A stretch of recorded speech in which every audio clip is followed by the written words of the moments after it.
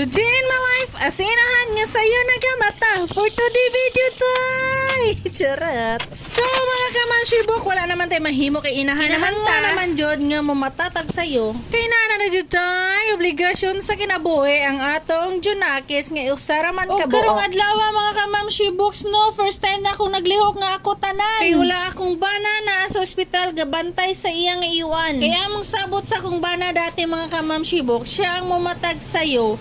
Ako kuta pagkaudto hangtod gabi mga kamamshiboks. Wala man siya, so ako tanan. Actually, ang amo jud nga dili routine ana. Sukat pag minyo namo, ang akong bana jud ang mumata og sayo. Kay dugay man ko mumata mga kamamshi, kay dugay man ko matulog kagahon na ambot ani. Sanay na akong mata nga kagahon na matulog, mura kog call center nga way sweldo. So dugay jud ko mumata. Sana all. Kung kinaan naman tay anak mo adjust jud ta. And of course, buta naman akong napamana, so nag-adjust pud siya. Sana all. Kuyawan.